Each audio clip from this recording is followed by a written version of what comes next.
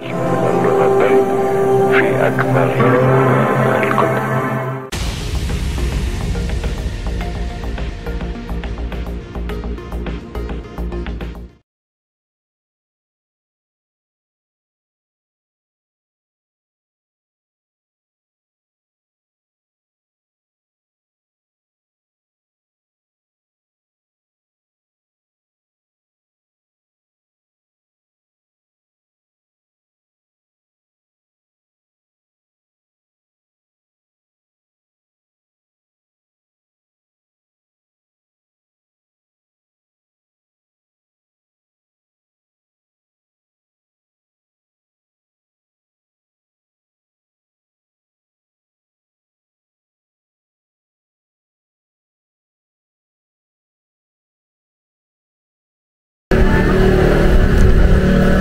Assalamu alaikum i lijep pozdrav Raja.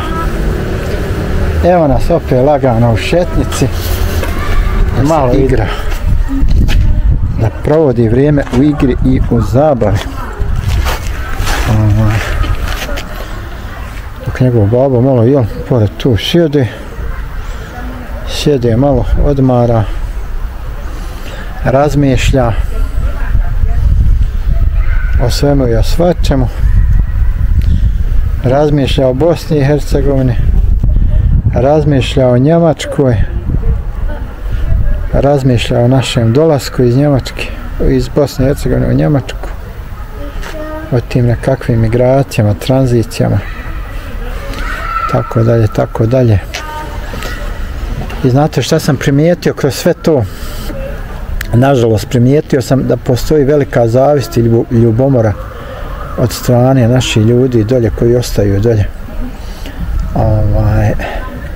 Postoji jedna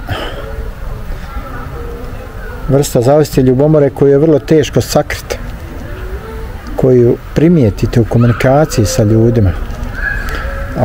Iz kojeg je to razloga ja ne znam, ne mogu da dokučim. Da li ljudi zamišljaju da je ovamo puno lakše, da je lakše zarađivati novac, da se bolje živi, da ovo, da ono. Pa eto, kogod tako misli, ja mu posavjetujem da pokuša da dođe, da jednostavno da odluči se na taj korak i da zapuca u bijeli svijet.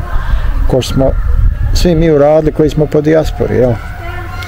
Znači, niko nije ovdje došao na gotovo, svi smo se morali na neki način. Boga mi bilo je tu spavanja i po klupama i po parkovima i svašta nešto na početku da bi se dostigao jedan, hajmo reći, normalan nivo života. Tako da kažem, da čovjek dođe u situaciju, eto, da živi jednim sasvim normalnim, prosječnim životom. Znači, da ne uskudija ni u čemu, da ima, da može dovoljno da zaradi, da plati kiriju, da plati režije, da ovo, da ono. Neko Bog me kome se posreći, on uspije da napravi kuću i da, šta znam i tako. Sad sve zavisi gdje se nalazite, šta radite, čime se bavite, koliko ste spremni, što bi rekli, da se stisnete malo, jeli, da uglavnom što se tiče i zapadne Evrope i Amerike, to su zemlje mogućnosti, i Australije, i Novog Zelanda, i Kanade, sve su to zemlje, jeli, mogućnosti. Međutim, primijetio sam kod većine naših ljudi jednu, ajmo reći, lošu karakteristiku, a to je sklonost ka brzom bogaćenju. Znači, ljudi jednostavno žude za tim da steknu, da se obogate preko noći. Pa to zna često da košta i zdravlja, i živaca, i svega. Tako da nažalost mnogi Bosanci i Hercegovci rasuti po bijelom svijetu dočekaju da zarade tu penziju, ali je se ne nauživaju, možda godinu, dvije i jednostavno ljudi se isterete ovo ono. Također primjećujem zavist i ljubomoru pojedinih ljudi u odnosu lično na mene, kao on leži, bere socijalu, ovo ono. Ljudi uopšte nisu upoznati, nemaju pojma ni koliko sam ja radio, ni šta sam radio, ni koliko se odvajalo od mog ličnog dohotka za te nekakve fondove iz koji ja sad normalno naplaćujem za život, za ovo, za ono. I ja nisam čovjek koji će po svaku cijenu da prihvati bilo koji posao da radi, da ovo, da ono. Što bi ja to radio ako ne moram, Bogom, što? Eto, bio sam juče sam bio tu u blizini u jednoj klinici na razgovoru. Ja sam rekao svoje uvjete, oni su rekli svoje. Za par dana, ovdje sve ide polako bez žurbe, za par dana otiću na probni rad, par sati, da vidim da ovo, pa eto, ukoliko, šta ja znam, kom to bude odgovaralo, pošto je tu blizu, nema tu neki 50 minuta pješke od kuće, vjerojatno ću i da prihvatim taj posao. Plata nije loša, 3 nije ni to loše, ne radi se puno, 8-satno je radno vrijeme, svaki petak mogu da dobijem slobodan, to mi je najbitnija stvar, pošto petkom idem na džumu, sada se ne bi morao praviti sebi stres, crkletiti se do kokoratu, od kokoratu, uzma slobodno ovo, ono, najbolje uzmem svaki petak slobodan i onda što se tiče ostalog nije problem raditi subotu, raditi nedjelju, raditi noćne smjene, raditi praznik, raditi, nije bitno kako god me zapadne, ali meni je najbitnija stvar da mi je svaki petak slobodan. Za sve one koji nešto vole da vidim tamo, da pametuju, da pričaju o tome, a nemaju pojma, pametnije vam je bogati šute, gledajte svoja posla, niste bili ovdje, niste bili u Njemačkoj i ne znate, znači, i taj neko ko vam to prenosi, možda nije on ne zna baš najbolje.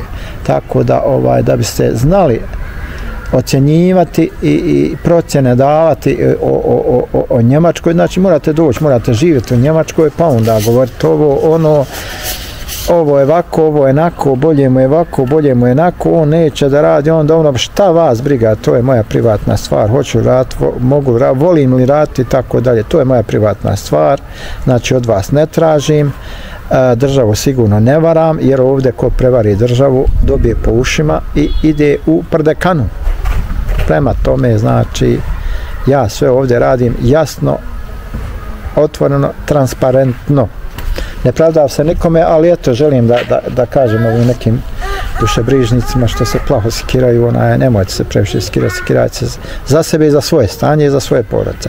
I gledajte da vi svojim rukama zarađujete za zdržava svojih porodica, nemojte okolo da prosjačite, da tražite, da ovo, da ono. Eto tako, znači u Njemačkoj može fino, lijepo da se živi, ako je čovjek skroman, neki skromni protjev, ako nije ono što kaže naš insan proklet. I ljudi moji, ne treba biti zavidan nikome, vjerujte mi, jer zavist je bolest koja uništava dobra djela. To ako ste zavidni nekome, to vas jednostavno žulja vas u prsima i to vas iznutra pojede. Okrenite se sebi, brate, svom životu. Uživajte, evo ko što ja uživam svaki dan, evo ko što vam snimam, prezentujem. Ovo je lagano, opušteno, bez srkleta, bez išta. Evo, ja vam pokušam, znači svakodnevno, mada jednostavno ne volim stvari svog života da iznosim u javnost, ali eto radi nekih ti dušebrižnika, ono, snimam te neke detalje iz svog života često i prikazujem i pokazujem kako ja živim. Eto, još jedino da vam počnem snimati šta jedem, šta pijem, kad idem u WC, još i to jedino. Ako hoćete da vam, eto, mislim, kad se već toliko sikirate i brinete. Voli, dečko. Ode, zbrisa. Ode tamo strano. Tamo igralište. Tako da, jednostavno, mi smo, šta znam, našli smo tu neku zlatnu sredinu između šta ja znam, dunjaličkih potreba, jer na kraju krajeva čovjek bez obzira koliko bio bogat, on nikad neće moći jesti istovremeno u 2 restorana, neće moći živjeti istovremeno u 2 stana, neće moći spavati istovremeno u 2 kreveta.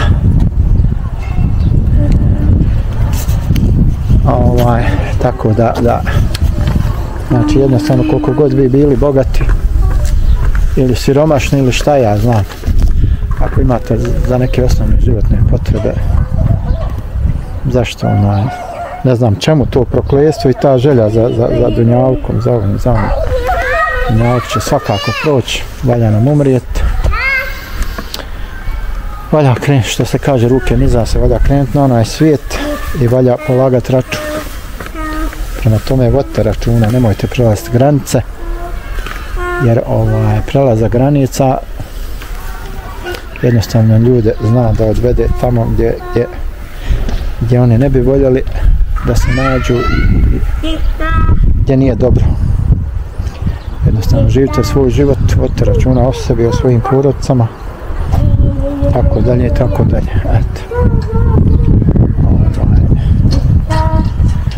Uglavnom, otprilike to bilo to ukratko malo što smo htjeli, samo onako da prikažemo ovo naše druženje. Uglavnom, budite i dalje uz nas, pratite naše videe, lajkajte, šerujte, nemojte nas tjera da kupujemo lajkove, pretplatnike, mada i to je dozvoljeno, ako imaš para što ne bi kupio, zašto da ne, što da ne, ako nema para, on nek prosjači, nek traži. I hvala dragom Bogu imamo, koliko nam je potrebno i super. Znači, eto, to bi bilo to. Ali to ne možete šta zamjeriti. Ovi neki koji blokiramo iz jednostavnog razloga, nije to da nas naljute, da ovo da ono, jednostavno ljudi vole da dođu i da uništavaju samu temu o kojoj se govori i da vrijeđaju druge sagovornike. Zbog toga mi nije problem, nek oni prave nove naloge, nova konta, nek se prijavljuju, nek dolaze, ali da znaju na svaku riječ koja se nama ne svidi ide blokada, trajna i to je to. Mi vas dakle srdačno selamimo i pozdravljamo, pa se čujemo i vidimo drugom priliku.